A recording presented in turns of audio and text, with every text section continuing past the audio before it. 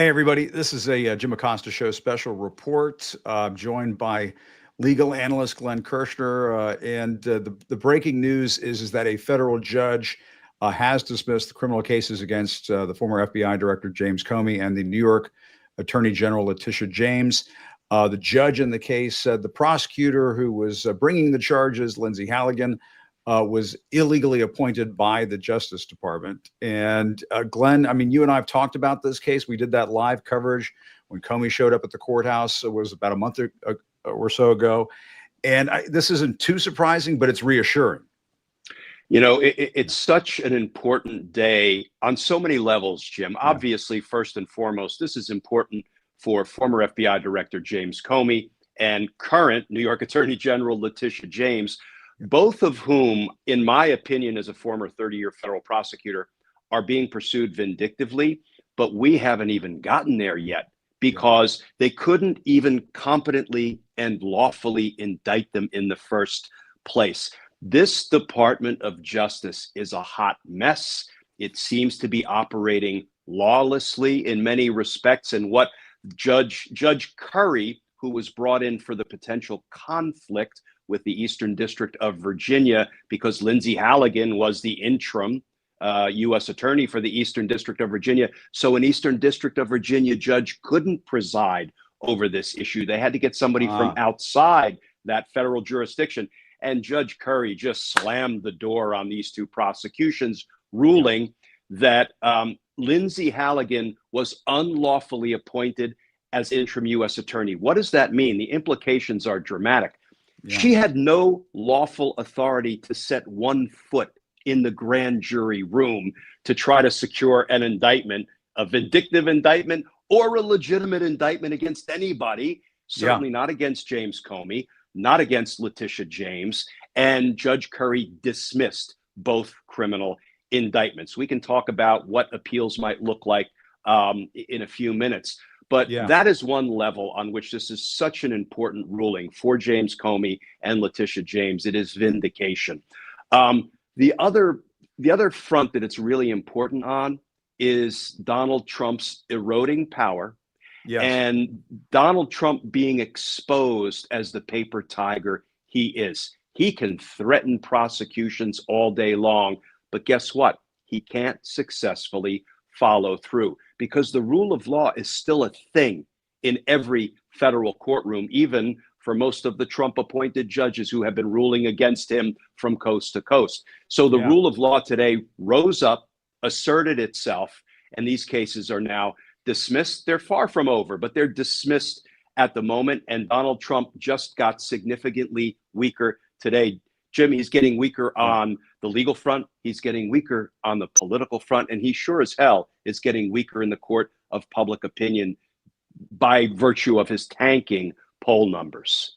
No question about it. And I mean, I know judges aren't supposed to take any of that into consideration, but I think, this was a turkey of a case, if you'll pardon the dad joke, a few days before Thanksgiving. And we saw this, what was it, last Friday, right, Glenn, where there were some allegations raised by the Comey defense team that the full indictment or the full case wasn't even presented to the grand jury, and that they were sort of coloring outside the lines and not really doing things in a proper fashion. And it seems to me that the court looked at this and said, what is this? This is kind of a shit show here, for lack of a better term. I mean, it's an embarrassment. I think this is a real embarrassment for the Trump DOJ. It is, but it's not a surprise because we've seen this exact movie before. Remember Elena Haba? She was appointed as interim U.S. attorney for the Federal District of New Jersey, and a judge previously ruled that was an unlawful appointment. There's also, when I say coast to coast, that's not hyperbole. We can go out to the Middle District of California, where this guy, Bill Assaili, was unlawfully appointed as interim U.S. attorney, and a federal judge told Donald Trump and Pam Bondi and the DOJ so in his ruling. So this is now the hat trick of judges ruling that, listen, we've told you once, we've told you twice, we're now telling you a third time, these are unlawful appointments of your flunkies as U.S. attorneys, and indictments will continue to be dismissed as a result if you try to continue to play this game. interesting question, Jim, is there are still a whole bunch of motions to dismiss that were filed Yeah. by James Comey and Letitia James. They are now what we call mooted out. They can't even be litigated. So here's the good news in the long term. Even in the unlikely event this thing makes its way up through the Federal Circuit Court of Appeals to the Supreme Court, and the Supreme Court says, you know, we are forever doing solids for Donald Trump, so we'll reverse this one as well and kick it back down to the trial court. I'm not suggesting that would be a legitimate or even a supportable outcome, but with this Supreme Court, you never know. There are still like 3 motions to dismiss: vindictive prosecution, selective prosecution, and abuse of the grand jury procedures.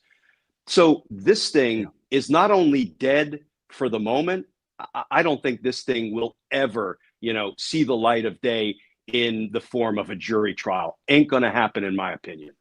Yeah, because there are so many different, this was just, I guess, one mechanism with which the judge could throw this out. There are several others that are pending that are just as legitimate, that the Comey and the James teams were arguing before the court.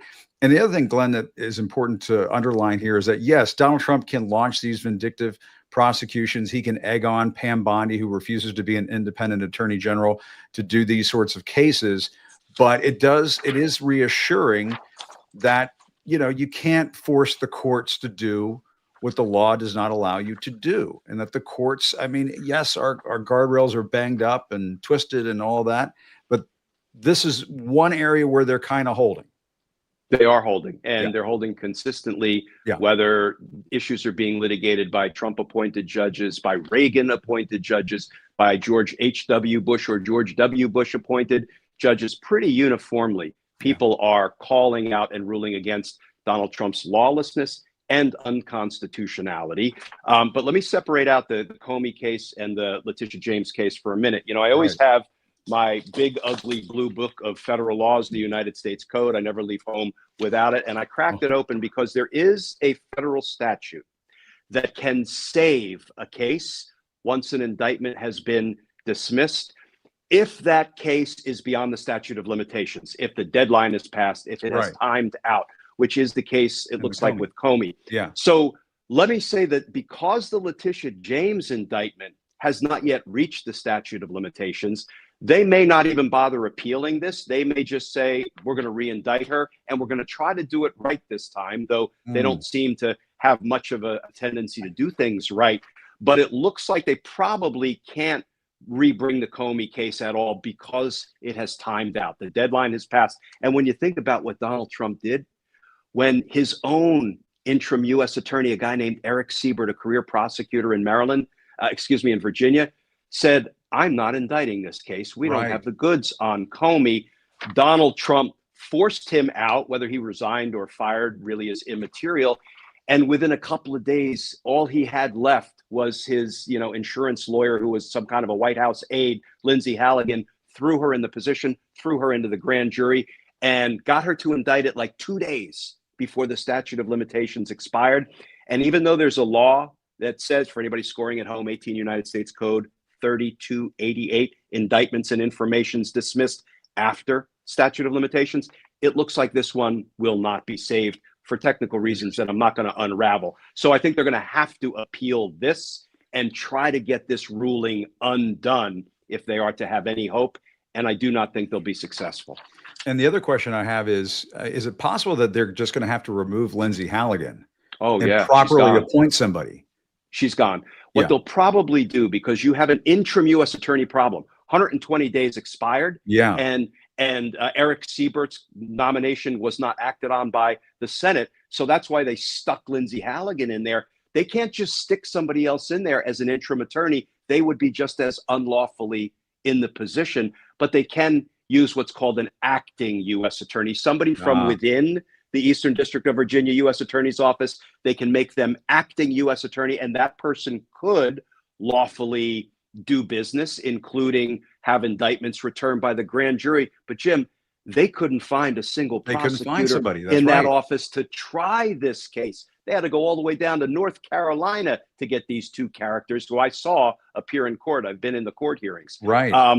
And in the James case, they had to go all the way out to, I think, Missouri to find somebody who really didn't, I guess, care that much about their license to practice law, because they're putting it on the line if they plug into these cases. So I am interested to see if they can find anybody from within the Eastern District of Virginia's U.S. Attorney's Office that would be willing to plug into a James Comey case. Yeah, but we chuckle about this, but it does damage to that very important office of the Justice Department. That U.S. Attorney's Office is, I mean, it's sort of hampered in this way by having basically an illegitimate U.S. attorney presiding over or running that office, and that's a very important district. So it seems to me they're going to have. I mean, I'm thinking about this through a normal lens. But you would not want to continue to have Lindsay Halligan there, and you would want somebody there who has the chops to run the kind of cases that get run out of that office. Yeah, Lindsay Halligan posed a public safety danger to the people of Virginia, who are supposed to be represented by the U.S. attorney doing business in that Alexandria, Virginia courthouse. And it also represents a danger to our national security, because I can tell you, I have lots of friends and I worked cases in common with the folks in that office.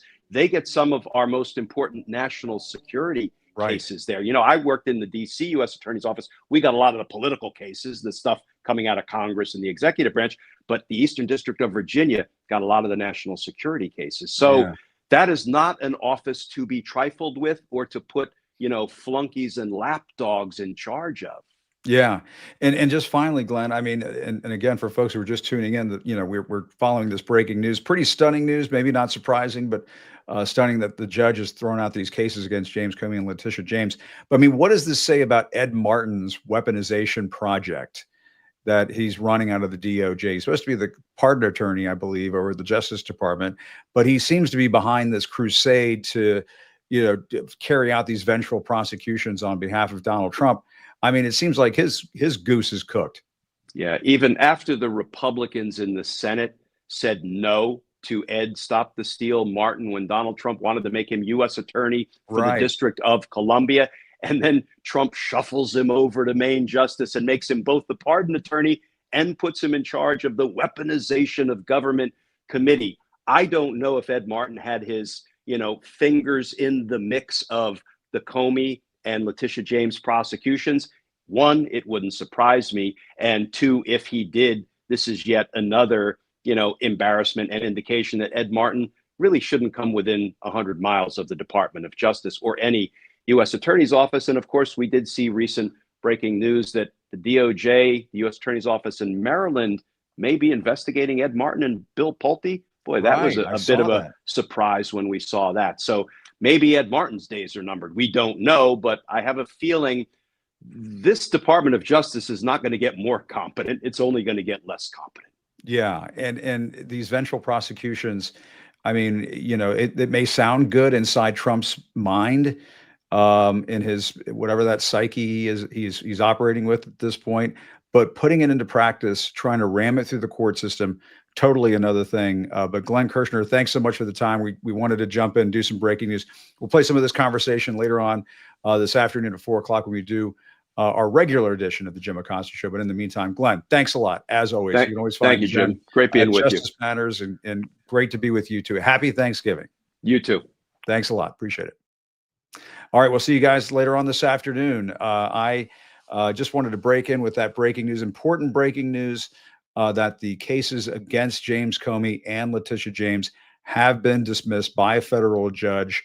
0-2 in Trump's vengeful prosecution campaign. He is 0-2 so far, and probably more losses to come, because, I mean, this is just not what America is all about. You don't take your political enemies to court, and Donald Trump is learning that lesson today. In the meantime, still reporting from Washington, I'm Jim Acosta. I'll see you at our regular time at 4 o'clock Eastern. I'll see you soon.